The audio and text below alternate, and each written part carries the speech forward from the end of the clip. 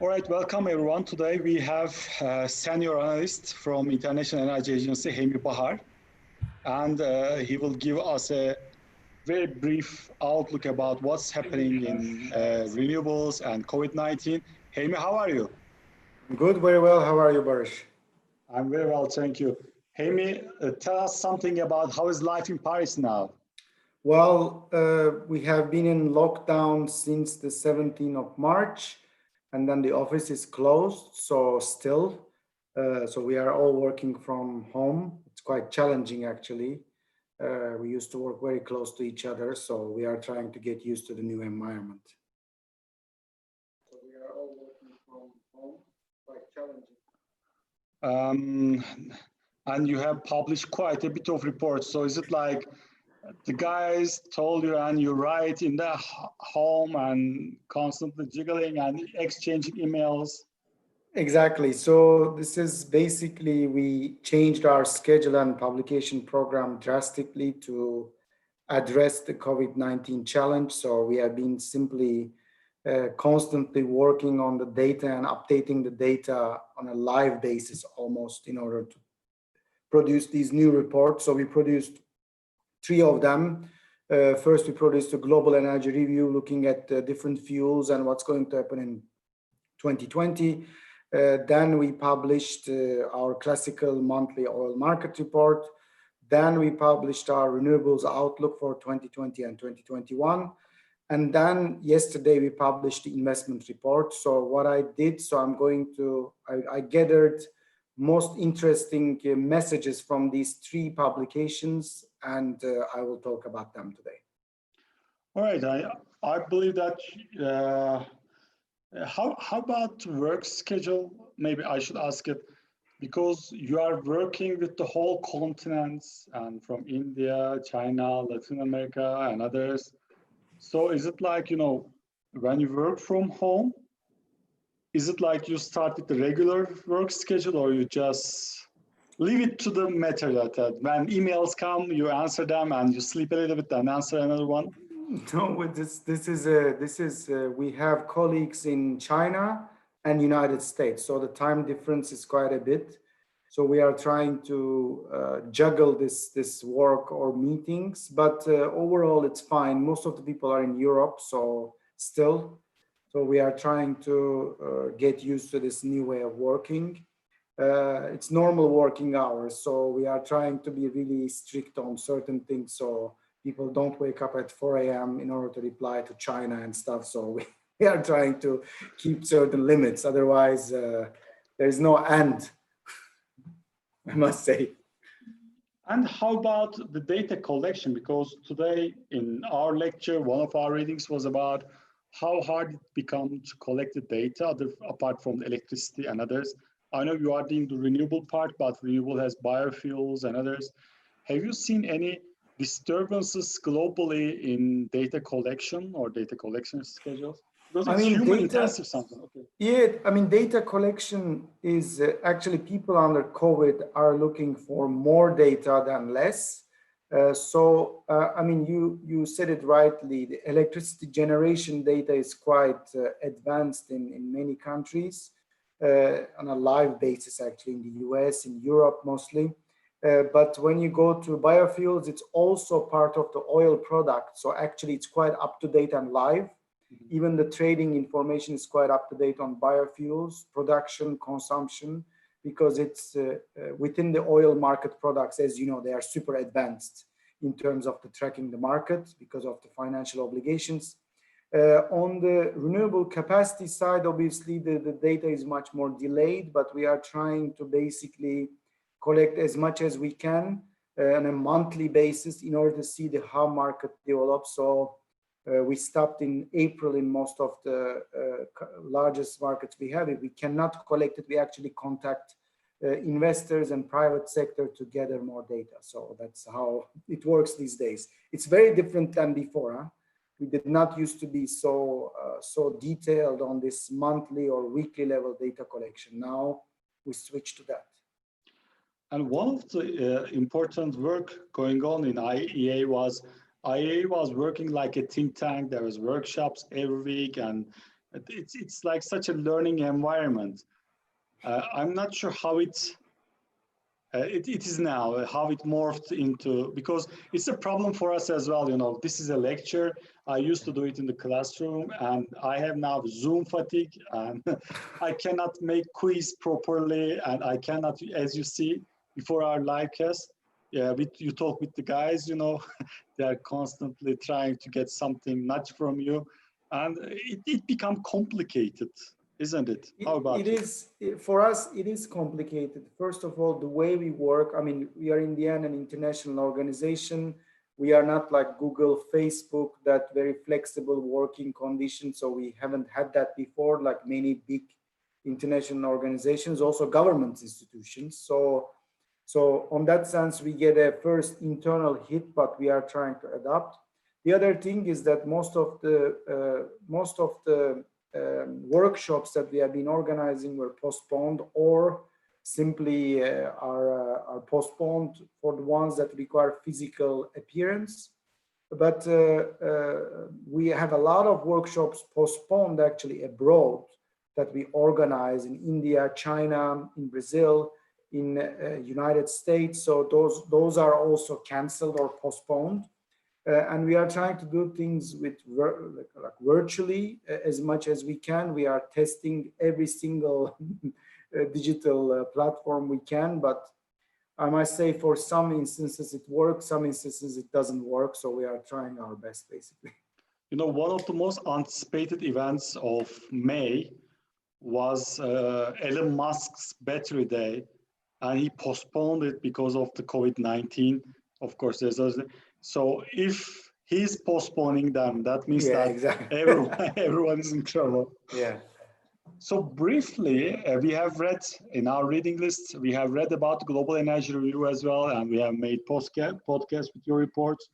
What we have seen so far was renewables didn't experience this crisis like coal. So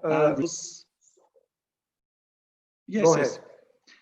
So fossil fuels are really hit with this crisis, but renewables didn't hit a lot. We have some reading. We have reading from the International Association of Energy Economics, how Japan shifted its supply chain, etc.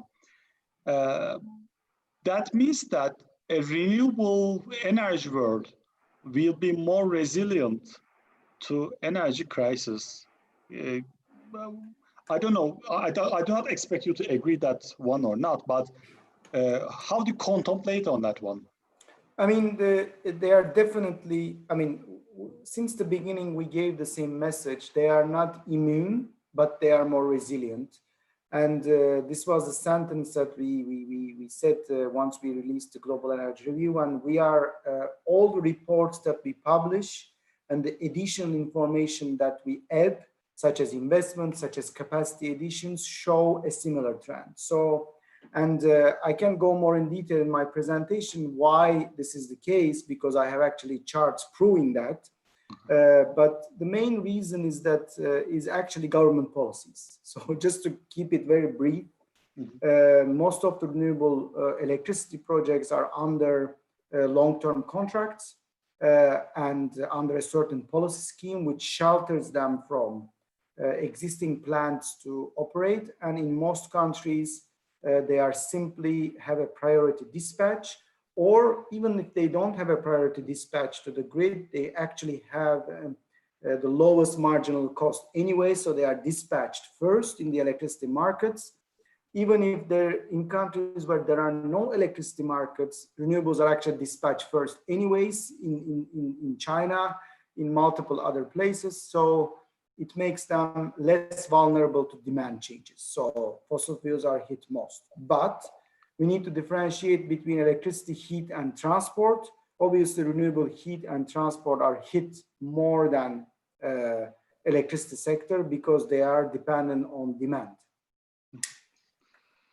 So without prolonging this wonderful discussion, I would like to start our presentation. Ladies and gentlemen, today we have senior analyst Heymi Bahar from International Energy Agency.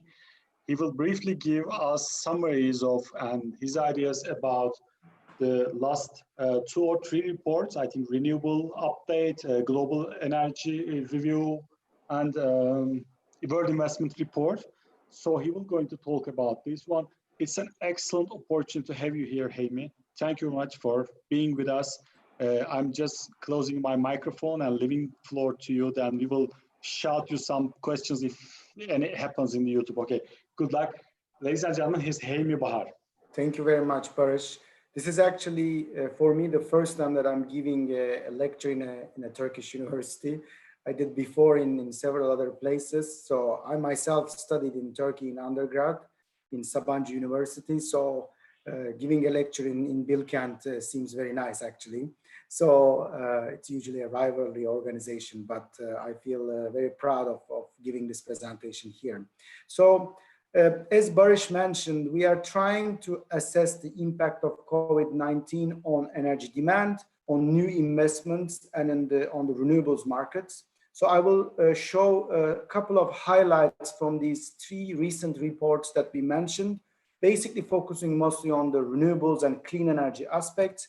So when you look at what happened over the last few weeks or months, I will say, global electricity demand due to the lockdown measures and halting industry in many parts basically declined since the start of the lockdowns between 10 to basically 30%, depending on the strictness of the lockdown measures. Almost everywhere, particularly in Europe, this kind of shift has never seen in terms of we saw a reduction of demand in previous crises, but we have rarely seen this kind of a level where activity almost stopped in many sectors. This is not only holds true for European Union. India lockdown, when it started, the drop in electricity demand was 25%. China between 15, then it recovered. So this slide actually now it's updated. So we see a slow recovery with the easing of the lockdowns. However, it still remains lower than indicating any kind of growth. We are still not there yet. Just to remind you that we expect a slow recovery. When we looked at the global energy demand, obviously transport has a very particular part in it. And we saw since January, when the lockdown started in China, end of January, beginning of February, and spread out around the world, we saw road transport activity to decline by almost 75 to 50% in multiple key markets in Europe, India, United States, and China. The same holds true for number of flights, even more affected. The flights are not covered yet in terms of the demand growth. So if you look at the update of the slide, we see some kind of an uptick in European Union, but very slow. China recovered much better with the going back to normal, but transport activity hit the most, obviously affecting oil demand because these are the major consumers from the aviation and road transport sector. And we see a significant slowdown in the transport activity affecting the demand in the last few months. The recovery seems to be happening, but it's small. When we look at the energy demand in the last century, since 1900, we saw a lot of fluctuations based on different crises such as Spanish flu, Great Depression, World War II, oil shocks, and financial crisis. However, in the modern times, I will say, in terms of the energy demand, COVID-19 impact is quite particular. Over the last 70 years, it's the largest drop since World War II that we expect in 2020 that the demand will decline about 6%. And when we look at these projections, we usually take the GDP growth assumptions of IMF. We also use IMF in our long-term modeling, medium-term market research, and so on and so forth. This time, we decided to use the slow recovery scenario of the IMF when they published back in mid-March and April. We chose this on a particular basis because we thought that the market actually and the economic recovery will be slower than the IMF base case. So this reflects the IMF, I will say, worst case in parentheses, and we expect 6% decline. This has never seen since World War II, as I mentioned, and this is a combination of the lockdowns, which is unique in terms of hitting the energy demand. And it's also different than the financial crisis because this affects both the OECD countries and also developing countries and emerging economies. In the financial crisis, this was not the case. The emerging economies such as China and India were not that affected from the financial crisis in terms of energy demand. But we see in this coming year in 2020, a worldwide effect that covers every single country from a small country in Africa to basically the largest economies in the world. That is an important message to provide in terms of the difference. When we look at the different fuels, as we discussed quickly with Barish, the picture looks very different based on fossil fuels and renewables. Fossil fuels are basically hit the most, especially coal and oil. Oil is expected to decline in terms of energy demand actually significantly. When you look at the figure, it's very visible. This is historically never seen a case, neither for coal nor for natural gas, neither for oil since 1970s. So it's an historical decline. And the reason is simple. Coal, natural gas, and oil are used in transport and industry mostly. And most of the industrial demand was hit by COVID, and it was continuing to be hit by COVID. So that's the first reason. The second reason is the electricity sector, was the coal demand is very large. What we see is that first fossil fuel plants were reduced their output. On the other hand, clean energy technologies, nuclear and renewables, the decline is much less.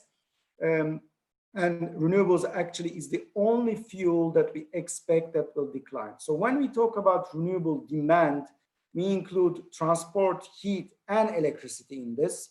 So you see a slowing down renewables demand here in terms of the growth, but still is growing. So there is no decline despite all these huge reduction that we will observe in the coming months in coal, natural gas, and oil. So the reason is this is electricity simply because biofuels production, which I will show very soon, will decline. Heat demand on renewables will probably decline, but electricity is the uptick sector. But on the other hand, this increase in the renewable generation, as I mentioned, the reason very quickly is slowing down. And we looked at in our renewables market update, this like focus on this slowing down. So what does this slowdown mean?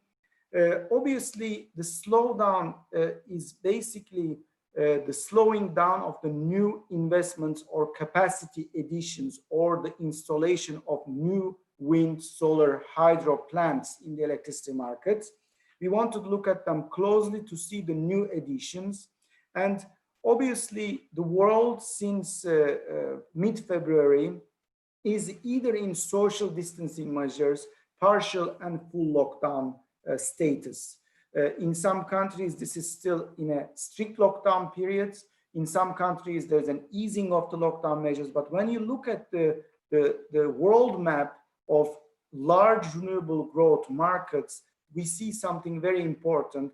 We have a 2 to 3 months of construction activity, permitting activity, or investment activity slowing down. Can these be caught up? Yes, probably it's true. It can be. We are watching the market very closely, but our expectations is a little bit different. As you can see, renewable capacity additions has been increasing for a very long time over the last actually 2 decades. And what we have seen at the end of 2019, another significant growth of capacity additions reaching almost 200 gigawatts, a record level globally, driven by PV and wind, reaching PV a record level of 109 gigawatts in total. So passing this 100 gigawatt psychological mark, as we call it at the IEA. What happened before COVID in the renewable energy world was very simple. The world was going towards cost reduction of significantly for wind and solar PV, offshore wind becoming basically almost a mainstream technology, getting out of Europe and going all around the world in the United States and getting ready to be deployed in Asia. We saw record low auction prices in multiple regions and countries, including Turkey, over the last 5 years. We also saw the large renewable energy markets announcing the phase out of subsidies, leaving renewables on their own feet in order to compete with the other technologies. So these were all good news. However, COVID hit in a moment where all these things were happening. And now we expect a 13% decline in capacity additions. These are mostly delays, not cancellations. That's why we expect actually a rebound, which shows the resilience of renewable technologies in 2021. We will see basically most of the projects that are being delayed due to these supply chain disruptions and slowing down construction activity to be commissioned in 2021. We expect many governments to give a little bit of flexibility for renewable developers to deploy their projects and still remain eligible for already qualified subsidies. So, however, when you look at different technologies, they are affected quite differently. Why? And we divided this into 4 main categories: wind, utility scale PV, rooftop PV, which actually accounted for 20% of all renewable capacity additions in 2019. So it's not, we are not talking about a small market here, and hydropower. So the differences are quite actually drastic. I would like to start with the rooftop solar PV. So most of the investors of rooftop solar PV is short cycle, which means they decide, they contact, they find financing from the banks and they invest. And most of the investors are twofold: individuals on the residential rooftops. Second, the small and medium-sized enterprises who are investing in these renewable energy technologies, mostly PV. We call it rooftop PV. In this case, actually, it's distributed solar PV. They invest in this. So the crisis hit those 2 segments really hardly. And also the banking sector really hardly in this economic crisis. So that's why we expect the rooftop PV investments to slow down in 2020 with a reduction of capacity additions compared to 2019 by almost 15% down. When you look at the wind, we also need to divide up into 2. Onshore wind is much more affected by offshore wind. Why? The difference is quite clear. Offshore wind is a long lead time technology. It takes 3 to 4 years from the start to finish. So those projects were already financed mostly, so we expect most of them to be commissioned. But onshore wind is a different story. You have twofold problems in the onshore wind. First of all, the supply chain disruptions are much larger than the rooftop PV and utility scale PV, because indeed it's a more globally connected supply chain. You buy multiple parts all around the world in order to assemble a wind turbine. So we expect that to hit, an adjustment period will take time. And for utility scale PV, the situation is simple.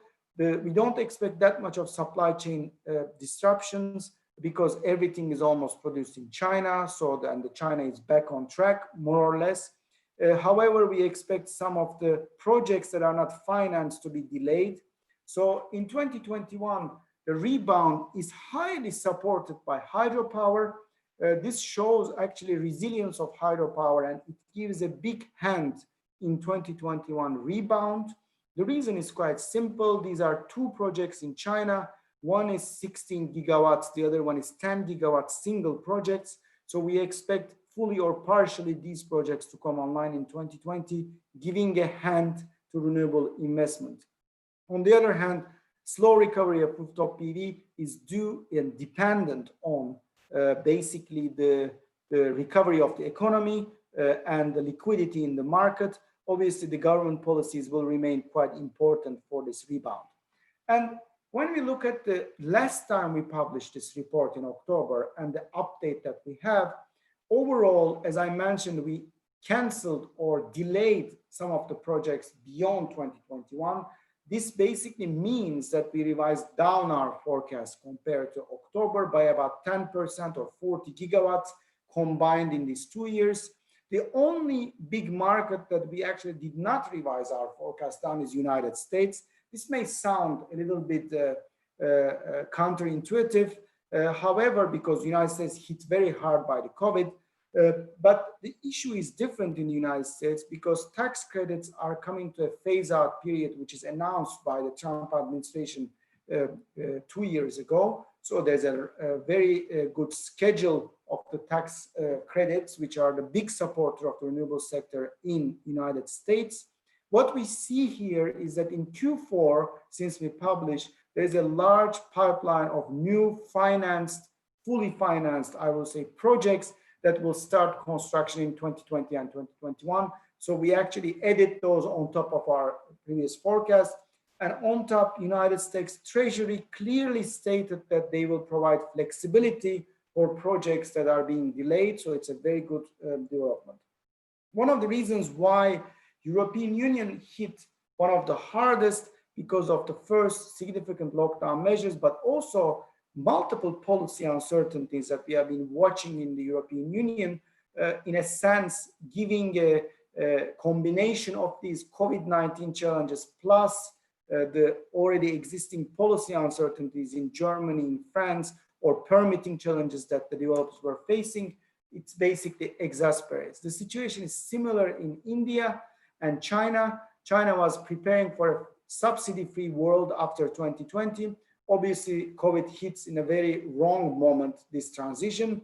And in India, COVID-19 makes the financing challenges basically worse, and the distribution companies' financial health were actually main buyers of renewable electricity in a worse condition, I must say, and we will see a slowdown in India. We talked about biofuels. Biofuels get one of the biggest hit in 2020. We actually expect a significant reduction in production of biofuels in 2020 by about 15%. Why? Because it is directly related to demand. IEA expects 9% decline in global gasoline demand and 6% decline in global diesel demand. As you probably know, biofuels are driven by policies, which means there's a blending mandates. They are mixed with gasoline and biodiesel, depending on the diesel fuels, in order to provide this renewable content in the fuels. So we will see declining gasoline demand affecting biofuels. There is a double impact. We will see low prices of biofuels as well, along with the oil prices. This is actually a spillover impact on the agricultural sector because biofuels mostly are conventional biofuels, so produced from agricultural products. So it's a spillover impact on the agricultural sector, which is quite significant. We expect a rebound in 2021 as the resuming of the transport activity, basically road transport activity, which has started already these days, but however, still lower than our previous October forecast. The reason is very simple. Low prices reduce the profitability of the production facilities, and low prices gives governments less incentive to support biofuels. Many Asian countries already said that they will postpone their increasing mandate of biofuels in the coming months. So this affects our forecast. Let's switch from the renewable capacity or new production from biofuels to investment numbers. So last year, we were expecting global energy investment pre-COVID to increase by 2%.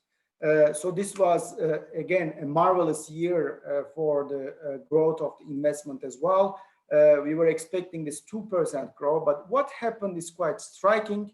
So we will see, first of all, a 20% decline in investment activity in the energy sector. This is an unparalleled decline. It was never happened since probably a decade or even more. So, and one of the reasons why investment will decline is basically due to oil producing countries. Majority of decline comes from US, Middle East, and Russia and Caspian region. These are simply oil producers in multiple sectors or gas producers. So these will be affected significantly in the coming months. So we expect a decline. On the other hand, all regions see the COVID-19 investment decline, but to a lower extent, China, Europe, and the rest of the world. So the decline is $400 billion.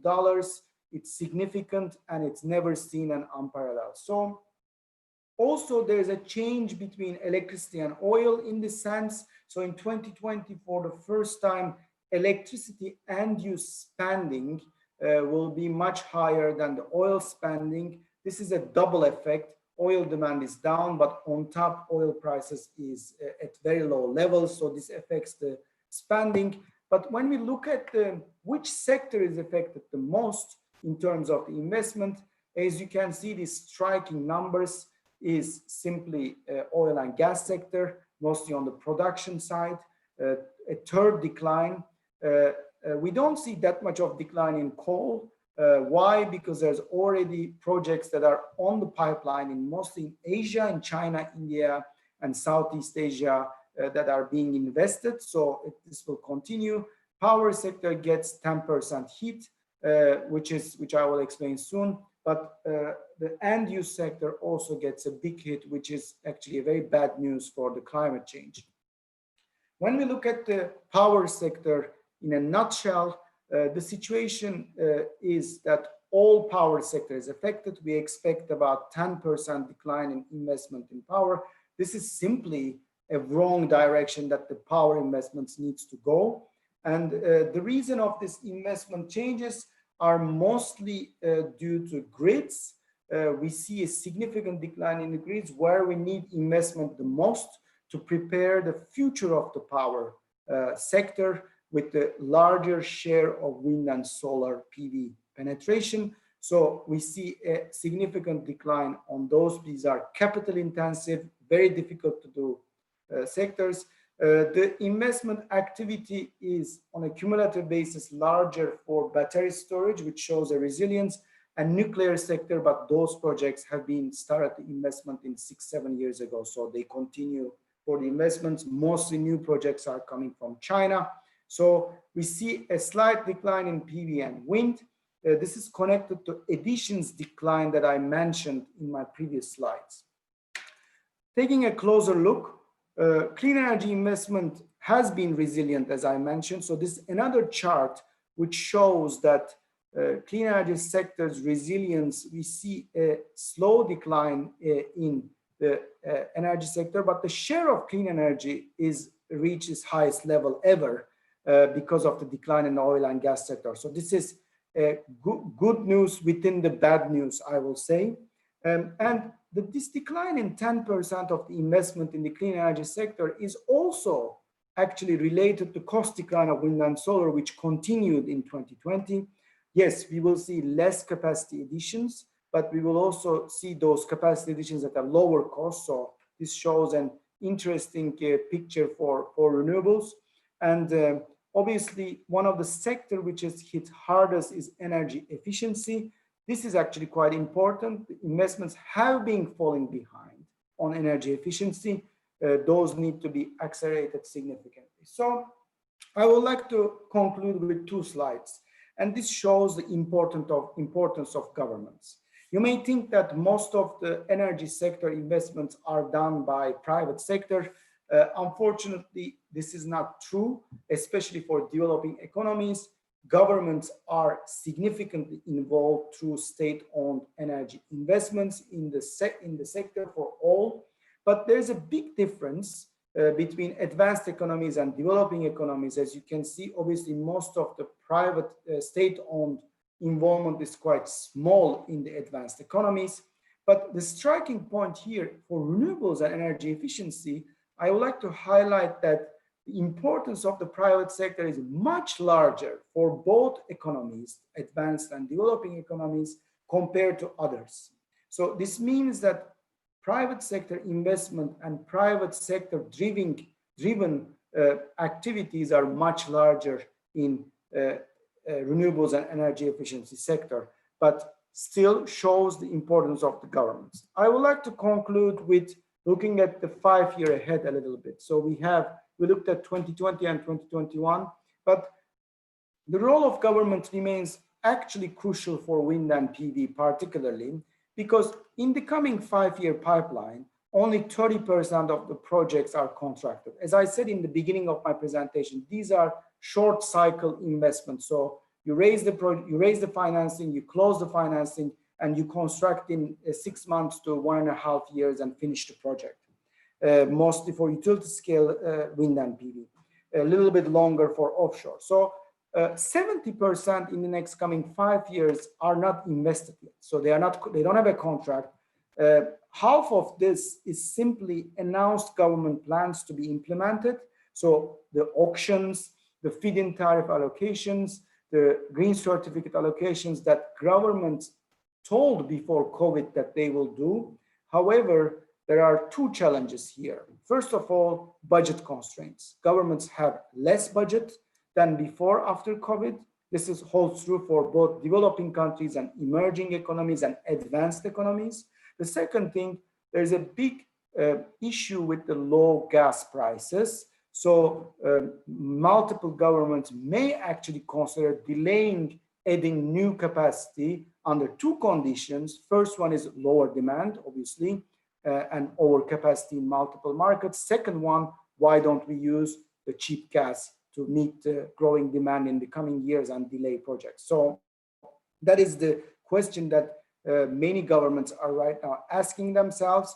The second part is a quarter of these pipeline is private sector-led investments, mostly corporate PPAs, that is basically increasing over the last few years, giving the private sector an incredible edge in the renewable energy investment. If I did this graph 5 years ago, private sector-led investment will be less than 5%. So now it's a quarter. But there is another problem here, is that first of all, the corporate PPAs are partly related to demand. So if there is a shrinkage, if there's a squeezing demand in the electricity sector, they may not need additional power to meet their demands, the corporates. The second one, most of the investors in the renewable energy sector are small. These are small developers or small investors who are investing in plants, especially in Europe. So these will be hit financially, obviously, in the upcoming economic crisis. So it's a question mark whether they will be able to pursue these new projects in the coming months. What is the all result of this? How we can conclude? All these investment activity, capacity additions, and decline in fossil fuel consumption is basically giving us a hint on what is going to happen in the emissions. We expect CO2 emissions to decline by 8% in 2020 based on these investment and fuel use trends that I described in my presentation. However, this drop, as our executive director, Dr. Birol, said many times, is nothing to celebrate because the reason why this drop is happening is because of a big health and financial crisis that is coming along with we are seeing right now. So that's why it is not a structural change. It is a shock to the economy, and to the extent which how we will recover and how governments will address stimulus packages and what kind of money will go where will define whether we will see a structural decline in CO2 emissions in 2021 or an increase in CO2 emissions in 2021. This will be up to the governments to decide on how to move forward. And experience shows that after the big crisis, we see big rebound of emissions. hopefully we will not see that in 2021 next year. Thank you very much, everybody, for your attention. These are the quick summary of what we have been working on over the last 3 months, I will say, and more to come. Thank you, Barış. Hey, thank you very much. I would like to ask you about what you think about this distributed PV and grid scale PV. Will there be differences in development and growth of these two different solar tracks? So we expect utility scale PV not to hit that much. Why? Because it started very slow, first of all, in the first quarter in many parts of the world, including the largest market, China. In Q1, installations in utility scale PV is down by 50% in China compared to last year. So this is a big, slow start, I will say. But China also has proven to install 10 gigawatt of utility scale PV in just 2 months last year. So utility scale PV has this kind of a magic of fast installation, so the catch up is possible, but the distributed PV is completely different. Distributed PV is jobs, so it is connected to a lot of jobs because it's related to building renovation or actually construction jobs, which are really high per capita, per investment. So in many markets, we see already a big unemployment on the distributed PV sector.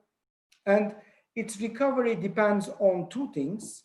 The first one is how fast the economic recovery is going to be and how banks are back on business to invest or give loans to these technologies. The second one, how the stimulus packages evolve.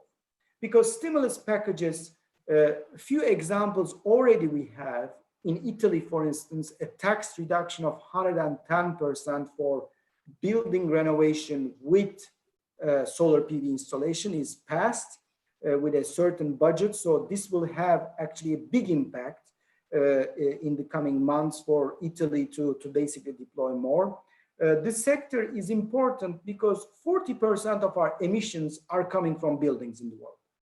And the only way to have a net zero buildings emission is to have a PV panel on your roof to achieve that. So if you want to go towards in the longer term, the net zero buildings, this remains an important investment to do. The other question is, this year is a very important and critical year. There is US elections and the Green Deal and lots of policies are expiring this year. So what are the most important parameters you are looking this year? So we are looking at China, the first parameter. China announced in 2018 to basically simply remove all PV and onshore wind subsidies by 2020. So, and they organized their first massive scale auction, and they enabled renewable producers to feed into the local electricity prices without subsidies, with a 15-year or 20-year contract, depending on the technology, and many technologies apply to that. So it hits really in a moment where we have a phase out of subsidies in China, where China did not want to pay any more PV subsidies because of the cost reductions, which is very well understood. However, it comes to a point where the financing of these non-subsidy projects are more difficult than the subsidized projects, obviously. So this comes to in the midst of the financial crisis that we will see in the coming months. The second one is the United States. So United States tax incentives or tax credits are phasing out for wind in 2020. US government extended those one more year in December, so it gives a little bit of a relief. And they did a little extension for the construction activity delays, so that also helped. But also you have other countries. I mean, Turkey is one of them. So feed-in tariffs is coming to an end in Turkey. So in 2020, another good reason. Multiple European Union countries had big projects that should come up in 2020 to reach 2020 targets. So we are talking about 2030, but 2020 targets. So we will see whether these countries, these big markets, will consider the COVID-19 impact and change the policies or extend some of them in order to support the renewable markets a little bit more because of this shock that is coming to the world. We have a question from the net. It's not renewable per se, but it's about whether cheap gas, let me read. Can you read it from chat window? You can read the question and answer it. I think I can, let me see. Okay, let me read it. Do you think cheap gas will also cut down planned coal investment in the power sector, such as upcoming coal plants in Japan? Very good question. Okay. So I was in Japan in the beginning of February to do their official energy policy review, which we do every 4 years for every single IEA country. So this coal financing in Japan was an important issue. So there are multiple folds on this. The first one, that obviously gas, cheap gas, is a great way of because of the half of the emissions and almost lower costs, you can make these investments and forget about coal in a sense. But most of the projects that are in the pipeline are already financed. So it will be very difficult to imagine that those will be canceled, especially in Southeast Asian countries, because demand will eventually grow. But the important thing is here that whether in a country like Japan, they will reconsider this because they have a big LNG liquefaction and gasification capacity. So whether they will be able to absorb that cheap gas and use and see this as a long-term trend is a question mark, because this is not a long-term trend right now. This is a shock that is coming to the market because of an existing oversupply of LNG. And whether this will continue in the longer term, it is actually a question mark. We don't do the forecast on the prices, but I'm not sure whether this will continue in a longer term. Maybe, Heymi, you may not have known it, but because of low demand, there was extra huge numbers of curtailment of renewables, especially in California. Have you seen such data? You know, yes. Yes. Okay. Yes, please. Yes, we actually looked at the California data very closely last 2 days, because in multiple markets in Europe we have not seen as such curtailment. To be very frank, the reason is actually it's not simple. But first of all, European market is super well connected. So it's on an entire market. The second, we were mostly in winter when the COVID-19 happened, or winter or spring. So why this did not happen? Because of solar was not there yet. So in Game of Thrones, they say that the winter is coming. Right now, summer is coming to Europe. So if the demand remains low and we see a significant PV penetration, that is obviously a big challenge for the electricity markets to handle. What happened in California, we digged a little bit and we realized that this was not for an electricity security reason. This was an economic curtailment of the PV, and mostly distributed solar PV, because you know the duck curve, Barish, very well in California. This is a big challenge for them. And what happened is that few very sunny days in April disturbed that duck curve significantly and reduced the PV, the operator reduced the PV output to be able to, it's an economic cut, not mostly an electricity security cut in California. So just a quick comment on that. All right. So we have 2 more questions. One of them is from Emre Hatipoğlu. Dear Heymi, renewables increasingly require complex institutions, legal contracts, and innovative policy responses.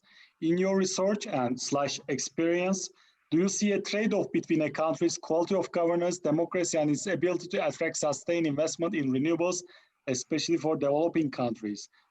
And in addition to that, I would like to add, for example, developing countries like Turkey may need new financing ways for these renewables. Will you going to write a chapter about it in your next report, that alternative financing methods for renewables? Very good 2 questions. Yes, we see a big distinction between, even within the sub-state level. Let me give you an example, not only for developing country versus developed country or emerging economy. Let's give you an example between Germany and California on rooftop PV. If you want to install a rooftop PV in Germany, you submit a form online, you get an approval online in 2 weeks period, and you can have your PV installation and all the permits in the coming 2 weeks, and you can actually install a PV panel once you decide to do it and get a loan in the merge of like 1 to 2 months, basically.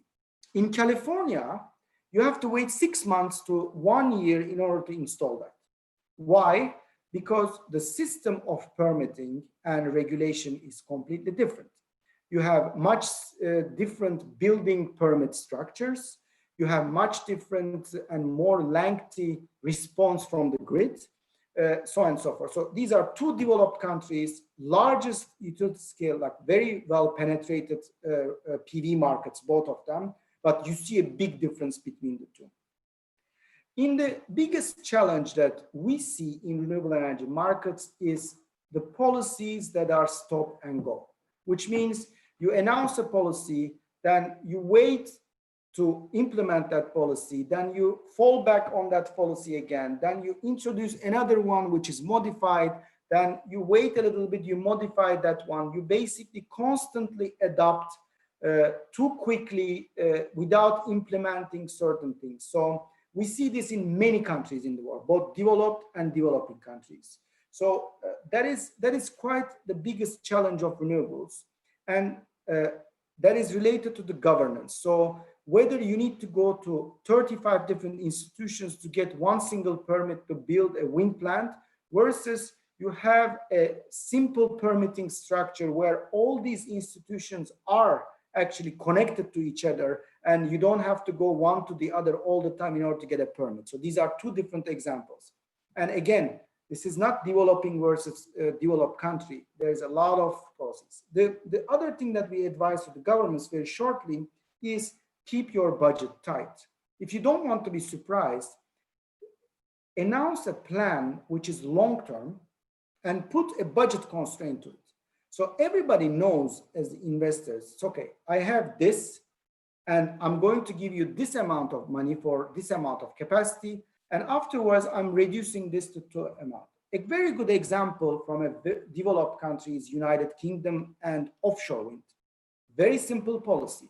The government said, I'm giving you this amount of high prices to develop the industry without any local content requirements. I will create the demand for you, I promise. This is my timeline. I'm going to do these auctions, but you promise me that you will reduce the cost by 70% in X year. And what happened? That industry reduced those costs 2 years earlier than the target. So a long-term perspective, and UK has one of the largest offshore wind industry in the world right now. So most of the production is done in the UK. The harbor facilities are simply modified in a massive scale to accommodate the installations. And you have, and UK exports actually turbine parts and services to other parts of Europe. So you see an interesting long-term vision. And if you keep that long-term vision, this is the most important thing.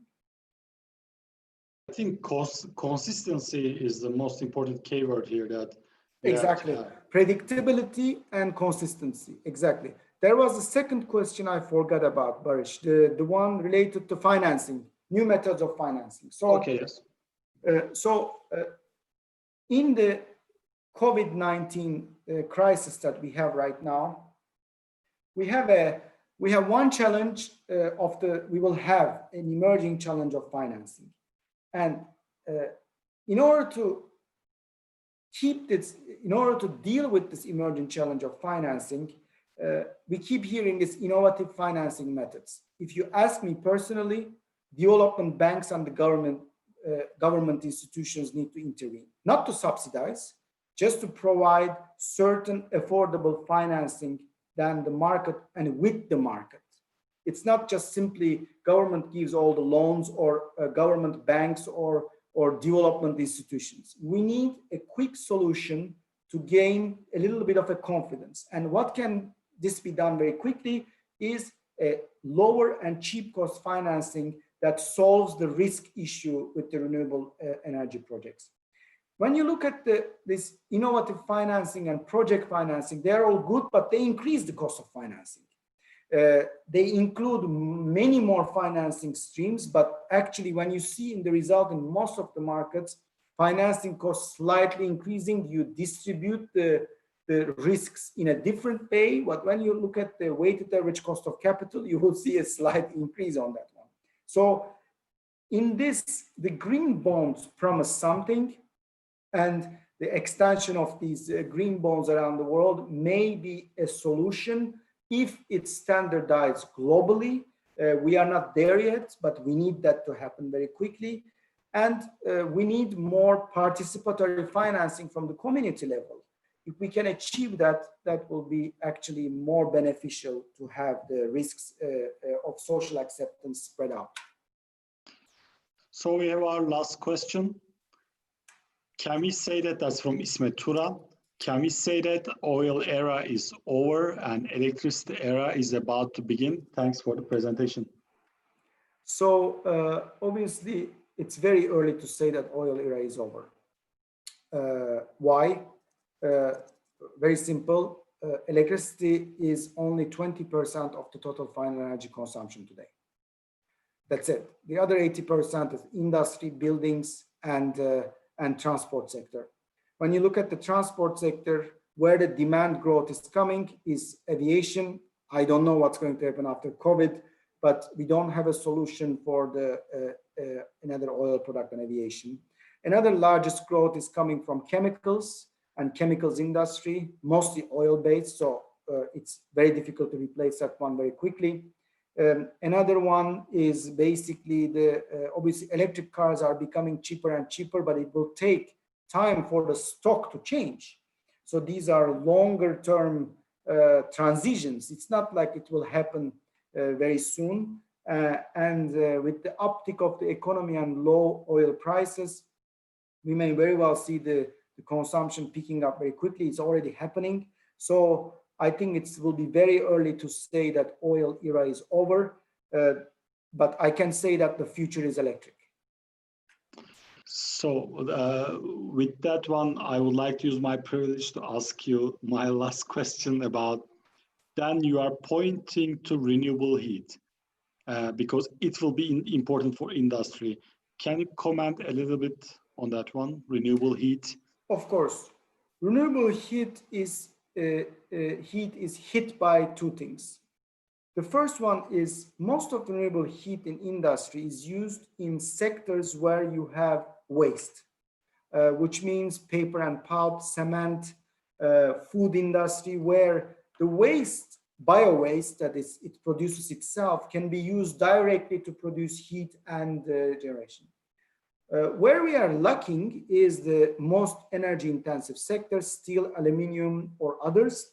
So that is the part which is missing significantly, and penetration of those is not very easy for renewable heat, but electrification of these sectors are quite important.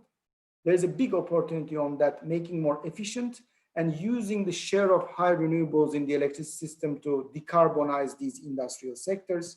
That's the first one. The second one is green hydrogen, which is at the early stages, but it promises to develop the green hydrogen to be used in industry, but it is a bit long term. When you look at the residential sector, heat pumps are promising, of course, to combine with renewable electricity is a good one. The second one is obviously where the gas network is very widely spread, such as in Turkey for heating. How do you replace that gas network? Another way of doing it is the injection of biogas to this gas sector, which is actually significantly growing biogas and biomethane. So these are the two things that you can inject already existing gas sector, I think, and you can produce it from waste. In countries where the economies are still growing, there's a growing waste as well. So this can be used significantly in the residential and industrial sectors.